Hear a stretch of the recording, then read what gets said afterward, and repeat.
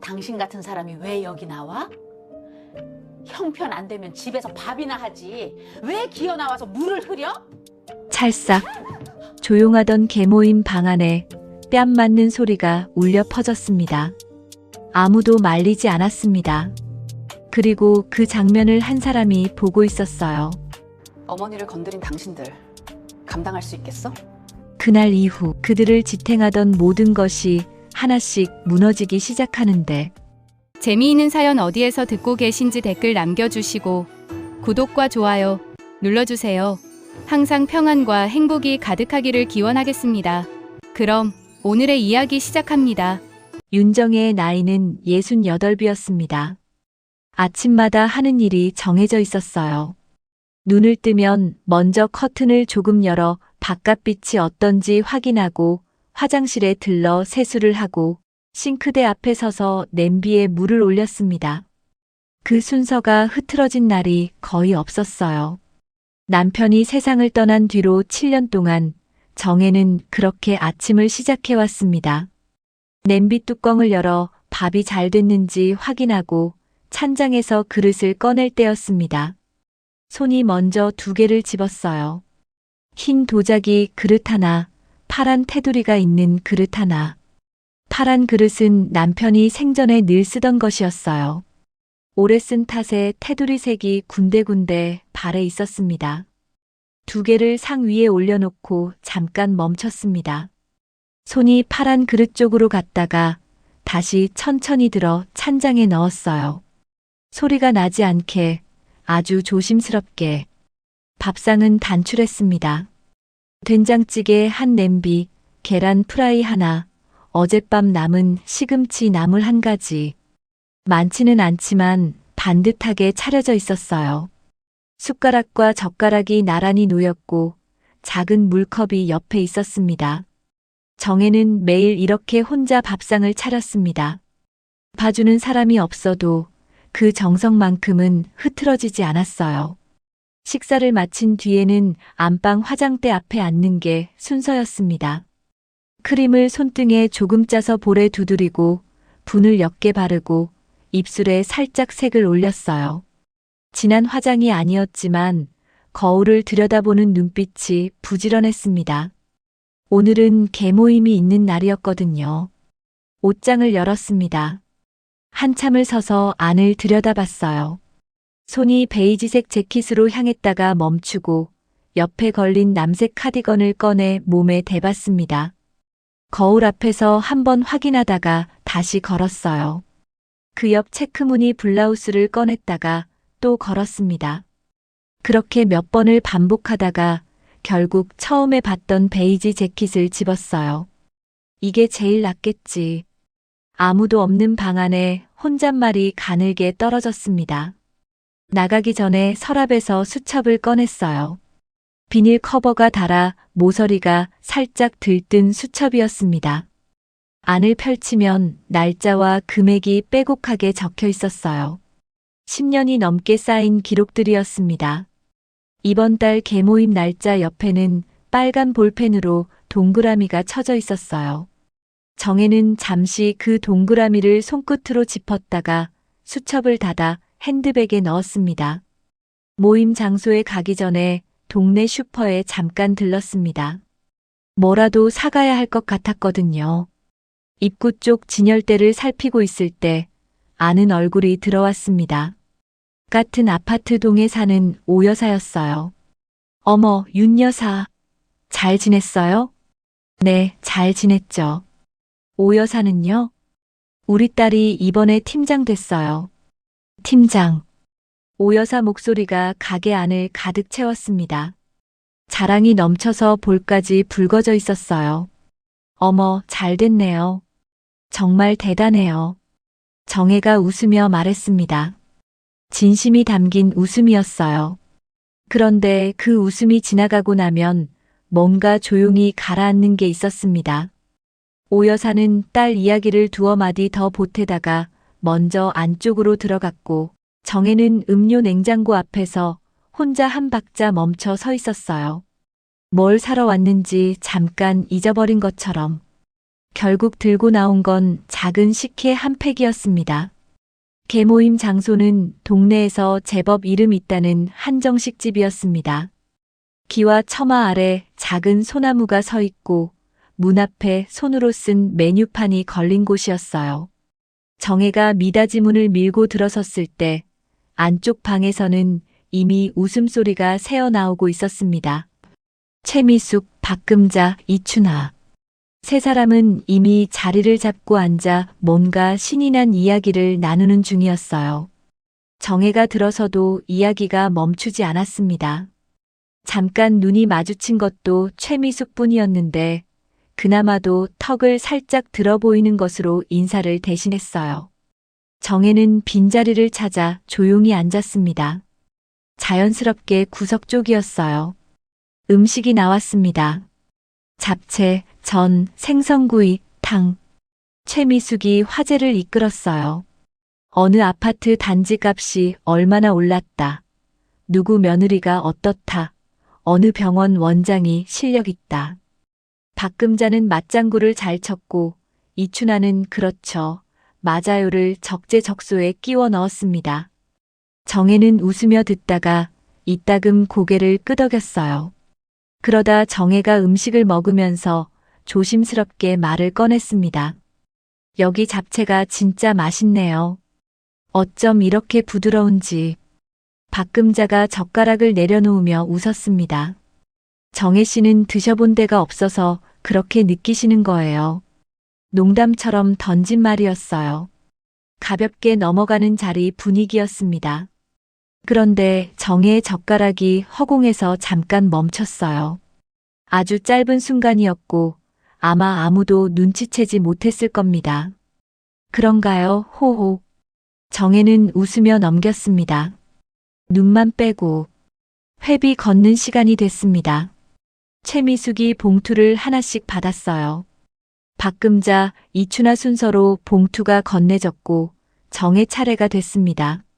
정혜가 핸드백에서 봉투를 꺼내 건네자 최미숙은 그 자리에서 봉투를 뜯었어요. 안에 든 돈을 꺼내 한 장씩 세더니 입가에 미소를 띤 채 말했습니다. 이번 달도 딱 맞게 내셨네요. 말 자체는 이상한 게 없었어요. 그런데 그 목소리에 실린 무게가, 그리고 박금자가 그 말을 듣고 짧게 웃음을 흘리는 그 순간이 정혜의 손 위로 불편하게 내려앉았습니다. 정혜는 아무 말도 하지 않았어요. 그냥 웃었습니다. 그게 제일 편했거든요. 모임이 끝나고 세 사람이 주차장 쪽으로 나란히 걸어가는 걸 정혜는 뒤에서 봤습니다. 셋이서 뭔가 이야기하다가 웃었어요. 정혜는 반대 방향으로 걸었습니다.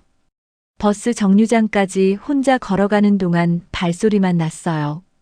가을바람이 불었고 낙엽 한 장이 신발 앞을 스쳐 지나갔습니다. 집으로 돌아온 건 저녁 무렵이었어요. 현관에서 구두를 벗고 가방을 소파에 내려놓고 욕실로 들어갔습니다. 세면대 앞에 서서 수도꼭지를 틀었어요. 물이 따뜻해질 때까지 기다렸다가 두 손으로 얼굴에 끼얹었습니다. 한 번, 두 번, 세 번. 수건으로 얼굴을 닦으면서 거울을 봤습니다. 잠깐 그 자리에 서 있다가 혼자 중얼거렸어요. 내가 너무 예민한 건가? 욕실 안에 물소리만 가늘게 남아 있었습니다. 저녁을 간단히 먹고 소파에 앉아 텔레비전을 켰어요. 무슨 내용인지는 눈에 들어오지 않았습니다. 멍하니 화면을 바라보다가 핸드백에서 수첩을 꺼냈어요. 오늘 낸 회비 금액을 꼼꼼히 적어 넣고 날짜 옆에 작은 체크 표시를 했습니다. 이미 10장도 넘게 그런 표시가 빼곡히 쌓여 있었어요. 그때 핸드폰이 울렸습니다. 계모임 단체 카톡방이었어요. 최미숙이 보낸 메시지였습니다. 다음 달부터 회비 올립니다. 형편 안 되시는 분은 미리 말씀해 주세요. 박금자가 넵 하고 바로 답장을 달았어요. 이춘하도 하트를 눌렀습니다. 정혜는 화면을 한참 내려다봤습니다. 메시지 끝에 붙은 웃는 얼굴 이모티콘이 눈에서 떠나질 않았어요. 짧은 문자 한 줄이었는데 읽을수록 무게가 달라졌습니다. 아무 답장도 하지 않았어요. 핸드폰을 무릎 위에 내려놓고 텔레비전을 바라봤습니다. 화면 속에서 누군가 웃고 있었어요. 정혜는 웃지 않았습니다. 거실에 밤이 천천히 내려앉았어요. 그 웃는 얼굴 이모티콘은 다음 날 아침까지도 눈에 아른거렸습니다. 정혜가 이 모임에 처음 나간 건 12년 전이었어요. 남편이 세상을 떠나고 얼마 지나지 않은 시절이었습니다. 집안이 너무 조용했어요. 숨이 막힐 것처럼 조용해서 어디라도 나가야 살 것 같았습니다. 그때 동네 지인이 소개해 준 것이 이 개모임이었어요. 처음엔 그냥 밥 먹고 수다 떠는 모임인 줄 알았습니다. 5년쯤 지나고 나서야 알았어요. 이건 그냥 모임이 아니라는 걸. 모임을 실제로 움직이는 건 최미숙이었습니다. 최미숙은 동네에서 건물을 2채 가지고 있었어요. 남편이 젊었을 때 사업으로 돈을 벌었고 그 돈이 건물이 됐습니다.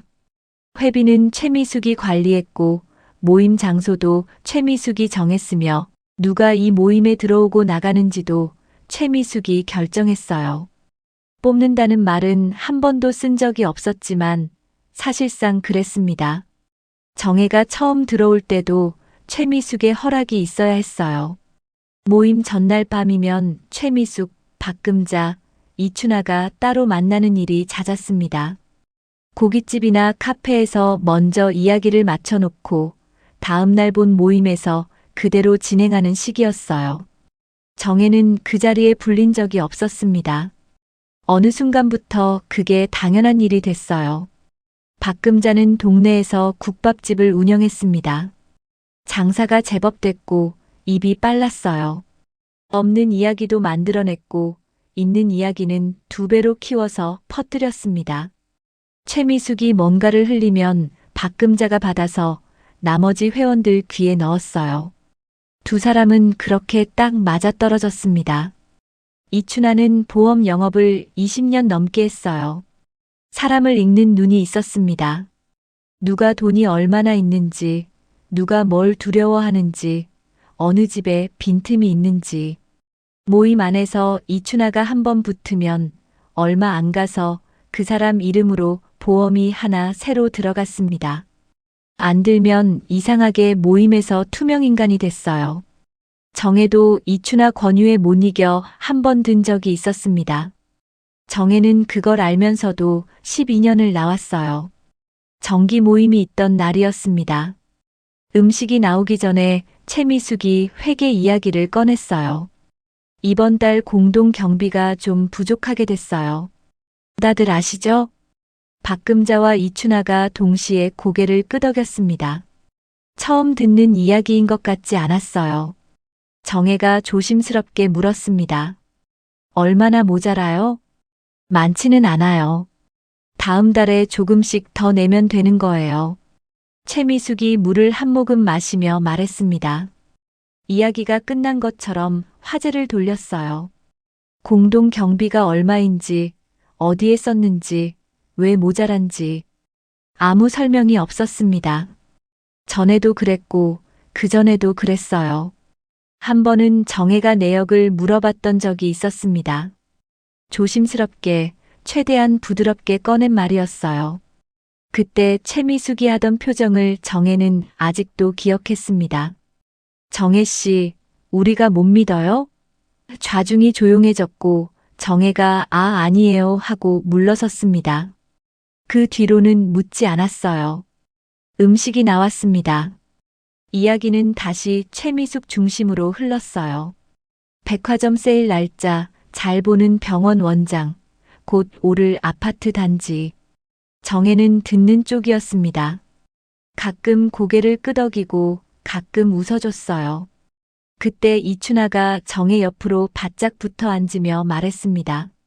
정혜 씨, 요즘 건강검진은 하셨어요? 제가 좋은 상품이 하나 있는데. 저는 지금 있는 게 있어서요. 그게 보장이 좀 약하잖아요. 제가 한번 봐드릴까요? 이춘아는 이미 핸드폰을 꺼내 들고 있었습니다. 괜찮아요. 저는 됐어요. 이춘아의 얼굴이 잠깐 굳었습니다. 그래요? 한마디만 하고 핸드폰을 집어넣었어요. 그 뒤로 모임이 끝날 때까지 이춘아는 정혜에게 말을 걸지 않았습니다. 없는 사람처럼 대했어요. 모임이 끝나고 세 사람이 주차장 쪽으로 함께 걸어가는 걸 정혜는 뒤에서 봤습니다. 나란히 걸으면서 뭔가 이야기하다가 웃었어요. 정혜는 혼자 버스 정류장 쪽으로 걸었습니다. 버스를 기다리는데 핸드폰이 울렸어요. 모임 단체방이 아니라 새로운 방이었습니다. 알림이 떠서 눌렀더니 제목 없는 단체방에 최미숙, 박금자, 이춘아가 들어가 있었어요. 정혜는 없었습니다. 메시지가 23개 쌓여 있었어요. 잘못 초대된 건가 싶어 들어갔더니 맨 위 메시지가 보였습니다. 최미숙 다음 달 모임 장소 이걸로 해요. 정혜 씨한테는 당일에 알려줘요. 버스가 왔습니다. 정혜는 올라탔어요. 창가 자리에 앉아서 핸드폰 화면을 껐습니다. 버스가 출발했고 창밖으로 가로등이 하나씩 지나갔어요. 무릎 위에 올려진 핸드백 손잡이를 정혜는 두 손으로 꼭 쥐고 있었습니다.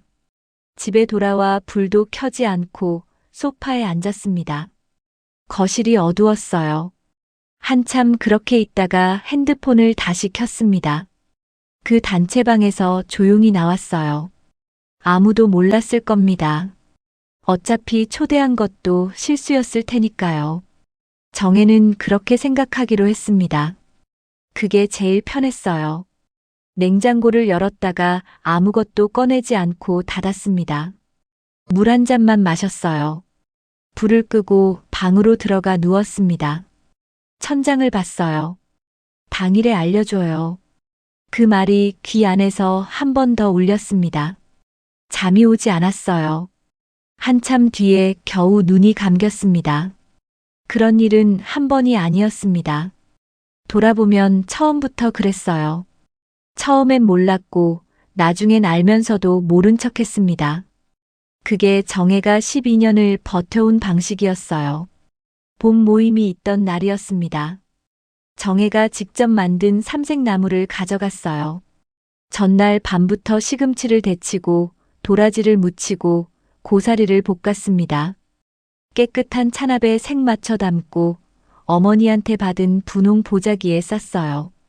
모임 자리에 올려놓으면서 집에서 만든 거라 별건 없지만이라고 말했습니다. 최미숙이 뚜껑을 열어봤어요. 어머, 나물이에요? 목소리에 기대가 없었습니다. 박금자가 젓가락으로 하나 집어보더니 이춘아를 보면서 말했어요. 요즘 이런 거 싸우는 사람이 있어? 이춘아가 입꼬리를 올리며 웃었습니다. 찬압은 테이블 한쪽 구석으로 밀려났고 모임이 끝날 때까지 아무도 손을 대지 않았어요. 정혜는 아무 말도 하지 않았습니다. 밥을 먹는 내내 그 찬압이 눈에 밟혔어요. 단체 사진을 찍는 날도 있었습니다. 모임 10주년이라며 최미숙이 제안한 자리였어요. 모두 화사한 옷을 입고 한정식 집 마당에 섰습니다. 최미숙이 가운데 섰고 박금자와 이춘아가 양옆에 붙었어요. 정혜가 자리를 잡으려 하니 이미 꽉 찬 것처럼 보였습니다. 누가 오라고 부르지 않았어요. 자연스럽게 가장자리로 갔습니다. 사진이 찍혔고 최미숙이 먼저 확인하며 잘 나왔다고 했어요. 일주일 뒤 단체방에 올라온 사진 속에서 정혜는 오른쪽 끄트머리에 반쯤 잘려 있었습니다. 아무도 다시 찍자고 하지 않았고 정혜도 말하지 않았어요. 그냥 핸드폰을 내려놓았습니다. 이춘아의 귓속말도 있었습니다.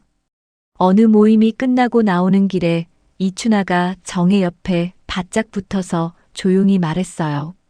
정혜 씨, 저번 달 회비 조금 모자랐던 거 아시죠?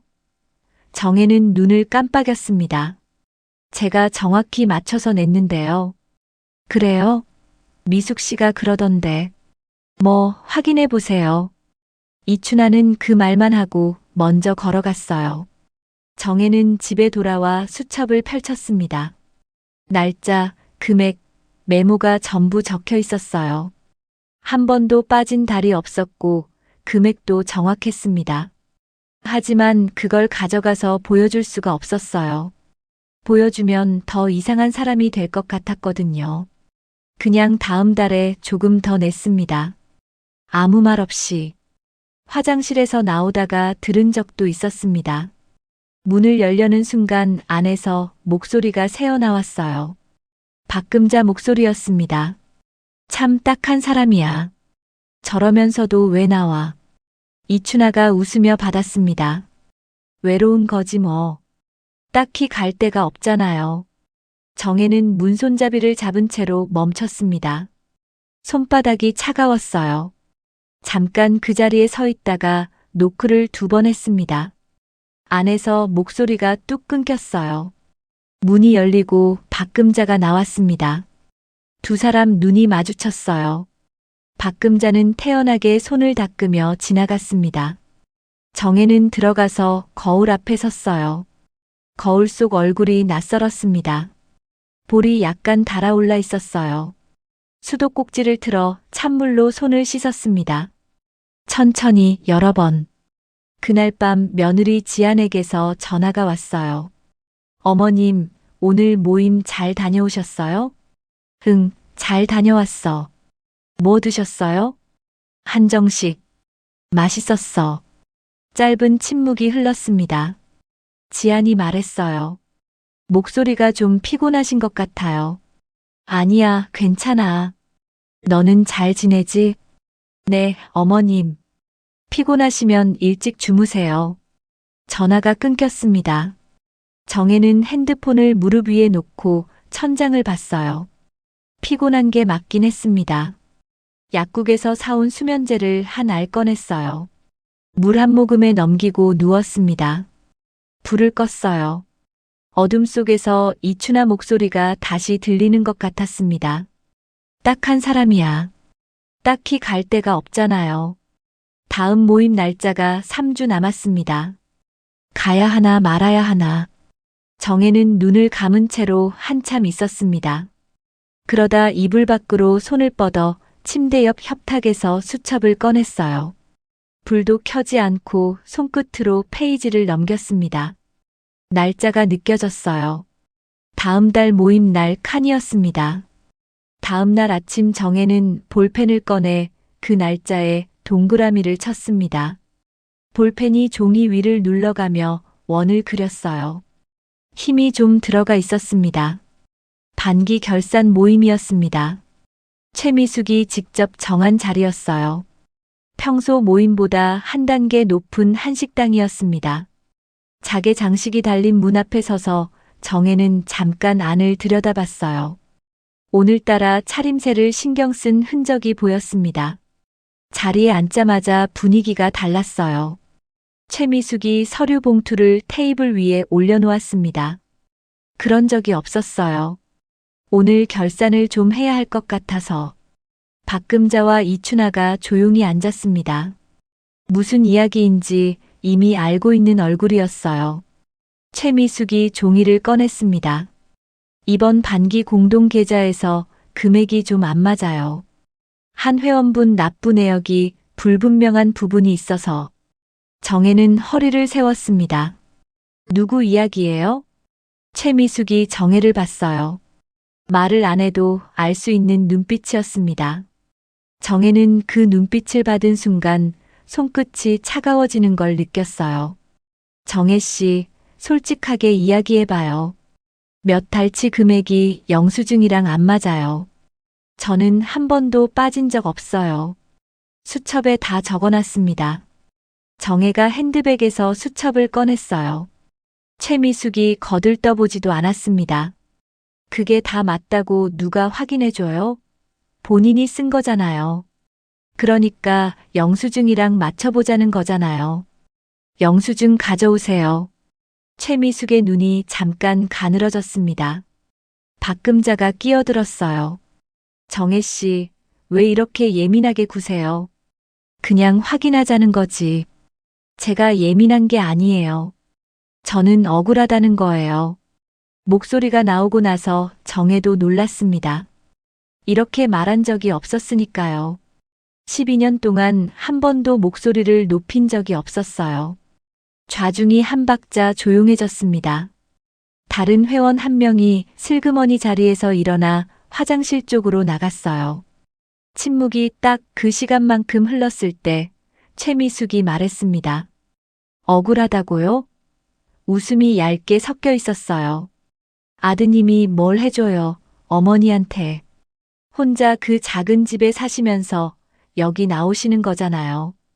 돈도 빠듯하실 텐데 억울하면 안 나오시면 되죠. 테이블이 싸늘해졌습니다. 이춘아가 찻잔을 들어 입에 댔어요. 박금자는 고개를 살짝 숙였습니다. 정혜의 손이 수첩 위에 올려진 채 떨리고 있었어요. 그건 지금 이 이야기랑 다른 이야기예요. 다르긴요. 형편이 어려우면 솔직하게 말씀하셔야죠. 왜 계속 이렇게 나오셔서 긁히세요? 최미숙이 자리에서 일어섰습니다. 그 다음 일은 너무 빠르게 일어났습니다. 최미숙의 손이 허공에서 움직였고 그 손이 정혜의 얼굴로 향했습니다. 정혜가 뒤로 비틀거렸어요. 가방이 바닥에 떨어졌고 수첩이 테이블 아래로 미끄러졌습니다. 그리고 뺨이었습니다. 짧고 날카로운 소리가 방 안에 퍼졌습니다. 아무도 소리를 지르지 않았어요. 아무도 말리지 않았습니다. 박금자는 고개를 숙였고 이춘아는 벽 쪽을 바라봤어요. 다른 회원들은 숨을 죽이고 있었습니다. 정혜는 맞은 뺨에 손을 가져다 댔습니다. 뜨거웠어요. 귀 안에서 웅웅거리는 소리가 났습니다. 무릎이 떨렸어요. 테이블 가장자리를 잡고 서 있다가 천천히 바닥에 가방을 집었습니다. 수첩을 주웠어요. 먼지를 털지도 않고 핸드백 안에 넣었습니다. 아무 말도 하지 않았어요. 문 쪽으로 걸어가는 발소리만 났습니다. 미닫이 문이 열렸다가 닫혔어요. 복도에는 아무도 없었습니다. 바깥 공기가 찬바람처럼 뺨을 스쳤어요. 아직도 그 자리가 뜨거웠습니다. 서지안이 그날 그 자리에 있었던 건 우연이었습니다. 오후에 근처에서 거래처 미팅이 있었어요. 미팅이 예상보다 30분 일찍 끝났고 시어머니 모임 장소가 걸어서 5분 거리였습니다. 인사라도 드리고 가려고 들른 거였어요. 그게 전부였습니다. 식당 안으로 들어서서 복도를 걷다가 방문 앞에서 멈췄습니다. 안에서 목소리가 들렸거든요. 높고 날카로운 목소리였어요. 지아는 발을 멈추고 들었습니다. 그리고 짧은 소리. 살이 닿는 소리는 들어본 사람은 압니다. 착각할 수 없어요. 지아는 문손잡이를 잡지 않았습니다. 복도 벽 쪽에 등을 붙이고 섰어요. 눈을 감았다가 뜨는 사이에 안에서 발소리가 났습니다. 문이 열렸어요. 정혜가 나왔습니다. 두 사람의 눈이 마주쳤어요. 정혜의 얼굴이 하얗게 굳었습니다. 뺨이 붉었어요. 손에는 가방이 들려 있었고 수첩이 반쯤 삐져나와 있었습니다. 지안이 먼저 말했습니다. 가시죠, 어머니. 그 말 한마디였어요. 다른 말은 없었습니다. 차 안은 조용했습니다. 지안이 운전했고 정혜는 조수석에서 창밖을 봤어요. 한강 다리를 건너는 동안 아무 말이 없었습니다. 강 위로 저녁빛이 내려앉고 있었어요. 먼저 입을 연 건 정혜였습니다. 괜찮아. 내가 좀 잘못한 것 같아. 지아는 앞만 봤습니다. 네. 괜히 목소리 높였어. 그냥 넘겼어야 했는데. 신호등 앞에서 차가 섰습니다. 빨간불이었어요. 지안이 잠깐 핸들 위에 손을 모았다가 다시 잡으면서 말했어요. 어머니, 밥 드셨어요? 아니, 먹다가 나왔어. 집에 가서 뭐라도 드세요. 그것뿐이었습니다. 지아는 더 묻지 않았어요. 신호가 바뀌었고 차가 다시 출발했습니다. 집에 도착해서 지안이 직접 물을 끓였습니다. 정혜가 소파에 앉아 있는 동안 따뜻한 보리차를 가져다 줬어요. 찻잔을 건네면서 정혜의 뺨을 봤습니다. 손을 살짝 뻗어서 살펴봤어요. 아무 말도 하지 않았습니다. 손길만 있었어요. 정혜가 말했습니다. 지안아, 이거 그냥 덮자. 나이 먹고 이런 거 끄집어내면 더 창피해. 그냥 내가 그 모임 안 나가면 되는 거야. 지안이 손을 걷었습니다. 네, 어머니. 편히 쉬세요. 방을 나왔어요. 복도에 서서 핸드폰을 꺼냈습니다. 잠깐 화면을 들여다봤다가 수행비서 한서윤에게 문자를 보냈어요. 내일 아침 보자. 짧은 문자였습니다. 그런데 보내고 나서 핸드폰을 주머니에 넣는 손이 단단해져 있었어요. 그날 밤 남편 도연이 늦게 들어왔습니다. 지안이 주방에서 물을 마시고 있었어요. 무슨 일 있어? 도연이 물었습니다. 어머니, 오늘 좀 힘드셨어요. 푹 주무시게 해드려요. 도연이 고개를 끄덕이고 안방으로 들어갔습니다. 지안은 물컵을 천천히 내려놓고 창밖을 봤어요. 도심 불빛이 낮게 깔려 있었습니다. 어딘가에서 사이렌 소리가 멀리 지나갔어요. 지안은 불을 껐습니다. 생각을 입 밖에 내지 않았어요. 그냥 그날 밤은 그것으로 충분했습니다. 다음 날 아침 8시였습니다. 지안의 사무실 문이 열리고 한서윤이 들어왔어요. 지안은 커피를 마시고 있었습니다. 서윤이 자리에 앉자 지안이 커피잔을 내려놓으며 말했어요. 개인적인 거야. 회사 자원 쓸 필요 없어. 내 판단으로 해줘. 서윤이 수첩을 꺼냈습니다. 말씀하세요. 세 사람이야. 최미숙, 박금자, 이춘하. 재산구조, 사업 현황, 주요 인맥, 약점 될 만한 것들. 서윤이 이름 3개를 적었습니다. 기한은요? 이틀. 서윤이 자리에서 일어나 나갔습니다. 지안은 다시 커피를 들었어요. 창밖으로 아침 햇살이 빌딩 유리에 반사되어 하얗게 부서지고 있었습니다. 이틀 뒤 서윤이 태블릿 하나를 들고 왔습니다. 두꺼운 파일이 아니었어요. 화면에 정리된 자료였습니다. 조용히 테이블 위에 내려놓았어요. 최미숙부터였습니다. 건물 2채. 하나는 오래전에 매입했고 대출이 거의 없었어요. 문제는 다른 한 채였습니다.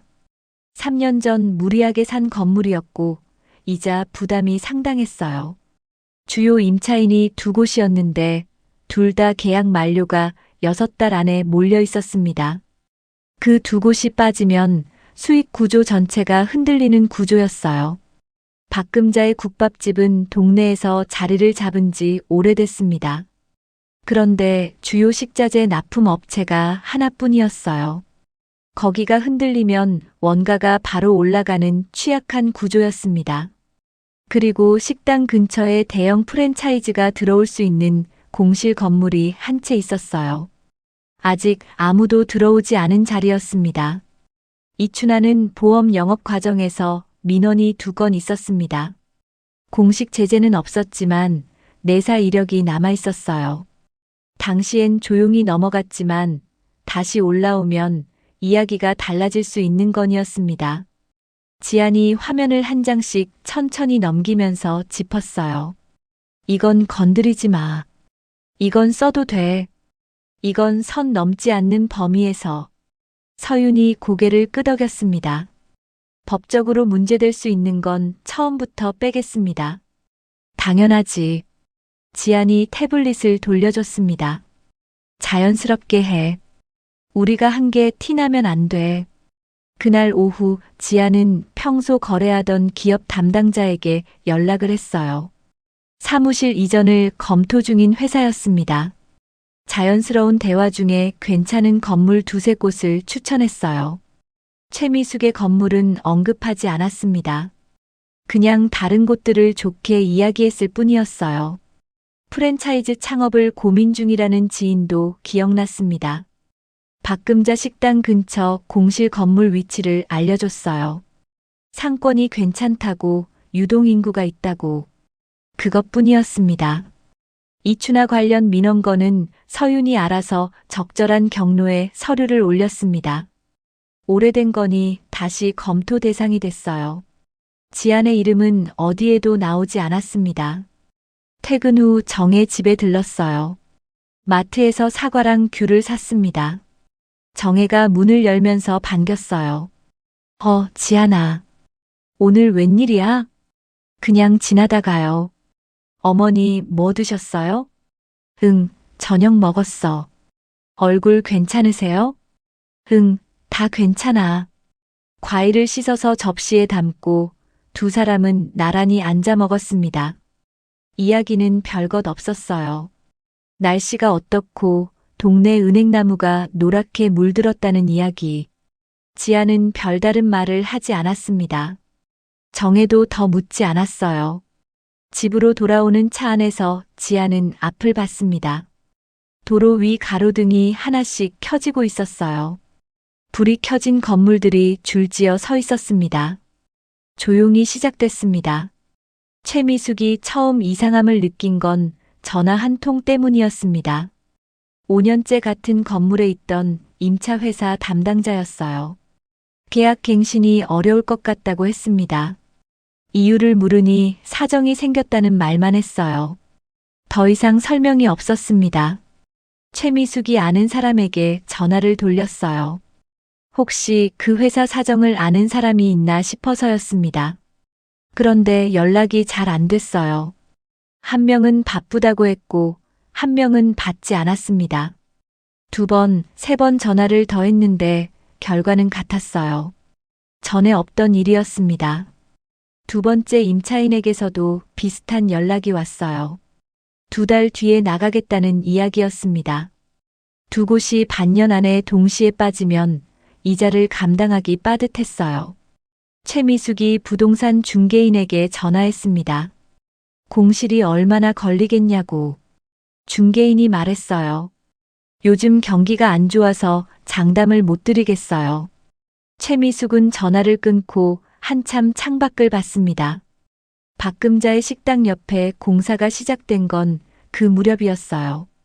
어느 날 아침 출근했더니 옆 건물에 파란 가림막이 쳐져 있었습니다. 인테리어 공사였어요. 박금자가 공사 인부에게 가서 물어봤더니 프랜차이즈 본사에서 직영점을 낸다는 거였습니다. 계약은 이미 한 달 전에 끝난 상태였어요. 이미 돌이킬 수 없는 일이었습니다. 왜 하필 여기야? 박금자가 가림막 앞에서 말했지만 들어줄 사람이 없었어요. 그 주에 식자재 납품 업체에서도 연락이 왔습니다.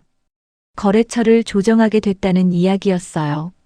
단가가 올라가거나 다른 업체를 찾아야 하는 상황이었습니다.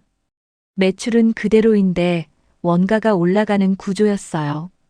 그달에 직원 한 명이 그만뒀습니다. 오래 함께한 직원이었어요. 이춘하에게 공문이 온 건 평범한 화요일 오전이었습니다. 금융감독 쪽에서 예비조사 관련 내용이었어요. 수년 전 민원건이 재검토 대상이 됐다는 내용이었습니다. 이춘하는 그 공문을 3번 읽었어요. 당시엔 조용히 넘어간 건이었는데 왜 지금 다시 올라오는지 이해가 안 됐습니다. 아는 법무사에게 전화를 했어요. 법무사가 일단 대응을 준비해야 할 것 같다고 했습니다. 주변 지인 몇 명에게 상황을 털어놓았더니 반응이 달라져 있었어요. 한 명은 그런 건 잘 모르겠어요 라고 했고, 한 명은 말을 아꼈습니다. 전에는 그런 적이 없었어요. 3사람이 따로 모인 건 최미숙이 불러 모은 자리였습니다. 동네 고깃집 구석 자리였어요. 음식이 나와도 아무도 선뜻 젓가락을 들지 않았습니다. 나만 이런 건 아니죠? 최미숙이 먼저 말했어요. 박금자가 프랜차이즈 이야기를 꺼냈습니다. 이춘하가 공문 이야기를 했어요. 3사람이 서로 얼굴을 봤습니다. 우리 공통점이 뭐야? 이춘아가 말했어요. 잠깐 침묵이 흘렀습니다. 박금자가 소주잔을 내려놓으면서 조심스럽게 말했어요. 혹시 정혜 씨 쪽에서 말을 흐렸습니다. 너무 황당한 소리 같아서였어요. 최미숙이 웃었습니다. 정혜 씨가 뭘 어떻게 해요, 그 사람이. 이춘아도 고개를 끄덕였어요. 세 사람은 그냥 우연이라고 결론 냈습니다. 그런데 각자 집으로 돌아가는 길에 누구도 그 말을 완전히 머릿속에서 지우지 못했습니다. 개모임 날이 됐습니다. 정혜가 평소처럼 모임 자리에 나왔어요. 세 사람의 얼굴빛이 예전과 달랐습니다. 최미숙의 눈 아래가 부어 있었고 박금자는 말이 줄었어요. 이춘아는 핸드폰을 자꾸 들여다봤습니다. 정혜는 영문을 몰랐어요. 그냥 오늘은 다들 피곤한가 보다 싶었습니다. 조용히 밥을 먹고 나왔어요. 최미숙은 그날 밤 혼자 건물 앞에 서서 올려다봤습니다. 텅 빈 두 층의 창문이 어두웠어요. 가로등빛이 유리에 반사돼 빛났지만 그 빛이 차가웠습니다. 두 번째 임차인이 짐을 뺐습니다. 이삿짐 차가 건물 앞에 서 있는 걸 최미숙이 창문으로 봤어요. 박스들이 실려 나갔습니다. 엘리베이터 소리가 하루 종일 났어요. 오후가 되자 그 층 불이 꺼졌습니다. 최미숙은 빈 사무실 문 앞에 서서 안을 들여다봤어요. 형광등도 없고 책상도 없고 아무것도 없었습니다. 바닥에 먼지만 남아 있었어요. 은행에서 연락이 왔습니다. 다음 달 이자 납부일이 언제라는 내용이었어요. 알고 있는 날짜였지만 그 문자를 읽는 손이 평소와 달랐습니다. 최미숙이 남편에게 이야기를 꺼냈어요. 자금 여유가 좀 있는지, 도움이 될 수 있는지. 남편이 밥을 먹다가 고개도 들지 않고 말했습니다. 당신이 알아서 해. 그게 전부였어요.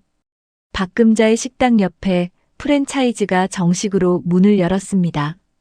오픈 당일 아침부터 줄이 섰어요. 박금자가 창문 너머로 그 줄을 봤습니다. 길이 막힐 정도였어요. 깃발이 달린 간판이 흔들리고 유니폼 입은 직원들이 바쁘게 움직였습니다. 그날 박금자 식당 점심 손님은 평소의 절반이었어요. 빈 테이블이 몇 개 보였습니다. 오후에 혼자 홀에 앉아서 바깥을 봤어요. 여전히 옆에서 웃음소리가 났습니다. 직원이 또 한 명 그만뒀어요. 저도 사정이 생겨서요. 짧은 말이었습니다. 박금자가 최미숙에게 전화를 했어요. 자금이 급하다고 잠깐 융통이 되겠냐고. 최미숙이 잠깐 침묵했다가 말했습니다. 저도 지금 여유가 없어요. 전화가 끊겼어요. 박금자는 핸드폰을 카운터 위에 내려놓았습니다. 한참 그 자리에 서 있었어요. 이춘아의 예비조사가 정식 조사로 넘어갔습니다. 담당자가 바뀌었고 요청 서류 목록이 늘었어요. 변호사 선임이 필요해졌습니다. 비용이 생겼어요. 오래 알고 지내던 거래처 대리점 두 곳이 연락을 끊었습니다. 이유를 묻자 내부 사정이라고 했어요. 더 이상 설명이 없었습니다. 이춘아가 최미숙에게 전화했어요. 혹시 미숙 씨, 나한테 연루된 거 있는 거 아니에요? 왜 갑자기 이러는지 모르겠어서요. 최미숙 목소리가 높아졌습니다. 내가 왜 당신한테 연루돼요? 나도 지금 힘들어요. 두 사람은 언성을 높이다가 전화를 끊었어요. 세 사람이 다시 모였습니다. 이번엔 따뜻한 분위기가 없었어요. 자리에 앉자마자 최미숙이 박금자를 봤습니다. 당신이 예전에 그 거래처 이야기 발설한 거 아니에요? 그때부터 이상해졌잖아요. 박금자가 바로 받아쳤어요. 그게 왜 나예요? 나도 피해자예요. 이춘아가 손을 들었습니다. 저는 이거 더 이상 같이 엮이기 싫어요. 10년이 넘은 자리였습니다. 같이 여행 가고 서로 집안 사정을 털어놓던 사이였어요. 그게 그날 테이블 위에서 날카로운 말들 사이로 산산조각 났습니다. 아무도 말리지 않았어요. 말릴 마음이 없었습니다. 그날 밤 최미숙이 혼자 소파에 앉아 핸드폰을 만졌습니다. 처음엔 별 생각 없이 검색창에 서지안이라고 쳤어요. 며느리를 한번 봤던 기억이 떠올라서였습니다. 검색 결과가 나왔어요. 대기업 그룹 전략 전무. 사진이 나왔습니다. 단정한 정장 차림이었어요. 최미숙의 손가락이 멈췄습니다. 회사 이름, 직책, 이력. 천천히 읽었어요.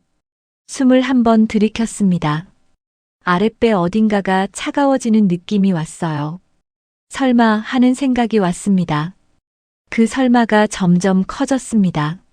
최미숙이 정혜에게 전화한 건 그로부터 사흘 뒤였습니다. 정혜 씨, 오랜만이에요. 아, 네. 요즘 잘 지내죠? 목소리가 부드러웠어요. 전에 들어본 적 없는 목소리였습니다. 그냥 지내죠, 뭐. 저희가 정혜 씨한테 미안한 부분이 있어서 한번 만났으면 해요. 그리고 며느리분도 같이 뵐 수 있을까요? 정혜가 잠깐 말이 없었습니다. 지안이를요? 네, 부탁드려요.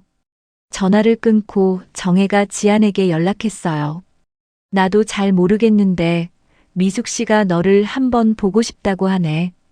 지안은 잠깐 침묵하다가 말했습니다. 자리 잡아드릴게요, 어머니. 정혜는 전화를 끊고 한참 앉아 있었어요. 무슨 일인지 영문을 모른 채였습니다. 사흘 뒤 지안의 회사 회의실이었어요. 세 사람이 엘리베이터에서 내렸습니다. 최미숙, 박금자, 이춘하. 안내 직원을 따라 걷는 동안 아무 말이 없었어요. 복도가 조용하고 길었습니다. 유리병 너머로 직원들이 움직이는 게 보였어요. 회의실 문이 열렸습니다. 창이 크고 테이블이 긴 방이었어요. 한쪽 끝에 지안이 앉아 있었습니다. 옆에 한서윤이 있었어요. 두 사람 다 정장이었고 표정이 조용했습니다. 세 사람이 자리에 앉았어요. 이춘하가 가방을 무릎 위에 올렸습니다. 박금자는 테이블 위에 두 손을 모았어요. 최미숙이 먼저 입을 열었습니다. 서 전무님, 저희가 뭘 잘못한 게 있을까요? 지안이 파일 하나를 테이블에 내려놓았습니다. 소리가 작았어요. 그런데 세 사람 모두 그 소리를 들었습니다. 파일을 열었어요. 사진이 있었습니다. 그날 식당 CCTV 캡처였어요. 최미숙이 일어서는 장면, 밀치는 장면, 그리고 뺨. 세 사람의 얼굴이 굳었습니다. 어머니께서 맞으셨습니다. 지안이 말했어요. 이유 없이. 테이블이 조용해졌습니다. 아무도 말이 없었어요. 창밖에서 바람 소리가 낮게 들렸습니다. 최미숙의 눈이 흔들렸습니다. 잠깐 입술을 다물었다가 말했어요. 그게 이거랑 무슨 상관이에요. 우리 사업이 왜 이렇게 됐는지 그게 궁금한 거잖아요. 법적 처리도 가능합니다. 원하시면요. 최미숙이 자리에서 일어섰습니다. 이게 다 당신이 한 거였어요? 전무님이라는 사람이 이런 짓을 해요? 목소리가 높아졌어요. 우리가 먼저 법적으로 대응하겠어요. 두고 봐요. 가방을 들고 문 쪽으로 걸어갔습니다. 문이 크게 닫혔어요. 발소리가 복도에서 멀어졌습니다. 남은 건 박금자와 이춘하였어요. 박금자가 먼저 무너졌습니다. 눈가가 빨갛게 달아오르더니 손으로 얼굴을 감쌌어요. 어깨가 들썩였습니다. 죄송합니다. 저는 말리지 못했어요. 죄송합니다. 목소리가 잠겼어요. 이춘하는 떨리는 손으로 사과문에 서명했습니다. 펜을 잡은 손이 계속 떨렸어요. 이름을 다 쓰고 나서도 펜을 내려놓지 못했습니다. 지안이 말했어요. 어머니께 직접 전하시면 됩니다. 두 사람이 나갔습니다. 회의실에 지안과 서윤만 남았어요. 서윤이 파일을 정리했습니다. 지아는 창밖을 봤어요. 아래 도로에서 차들이 지나가고 있었습니다. 어딘가에 최미숙이 혼자 걸어가고 있을 시간이었어요. 지안이 정혜를 부른 건 동네에서 좀 떨어진 조용한 찻집이었습니다. 나무 창틀에 작은 화분이 놓인 사람이 많지 않은 자리였어요. 정혜가 먼저 와서 앉아 있었습니다. 지안이 들어오는 걸 보고 손을 들었어요. 웬일이야, 여기까지. 어머니한테 드릴 말씀이 있어서요. 지안이 자리에 앉았습니다. 차를 시켰어요. 따뜻한 유자차였어요. 김이 피어오르는 잔이 나왔습니다. 지안이 천천히 이야기를 시작했어요. 처음부터였습니다. 그날 복도에서 들었던 것, 한서윤에게 부탁한 것, 세 사람의 사업에 무슨 일이 있었는지, 회의실에서 무슨 말이 오갔는지 빠짐없이 말했어요. 정혜는 찻잔을 내려다봤습니다. 지안이 말하는 동안 고개를 들지 않았어요. 유자향이 코끝에 닿았습니다. 이야기가 끝났습니다. 한참 침묵이 흘렀어요. 창밖으로 바람에 나뭇잎이 흔들리는 소리가 들렸습니다. 정혜가 먼저 말했어요. 왜 나한테 먼저 물어보지 않았어? 지안이 고개를 숙였습니다. 죄송해요, 어머니. 나는 그냥 안 나가면 됐어. 그 사람들 보지 않으면 됐어. 네. 또 침묵이 왔습니다. 정혜가 찻잔을 두 손으로 감쌌어요. 잔이 따뜻했습니다. 그 사람들 지금 많이 힘들어? 지안이 잠깐 멈췄습니다. 네. 정혜가 창밖을 봤어요. 지나가는 사람들이 있었습니다. 코트를 여미고 걸어가는 사람, 강아지를 데리고 나온 사람, 아이 손을 잡은 사람. 다들 제 갈 길을 가고 있었어요. 나는 저 사람들처럼 살고 싶지 않았어.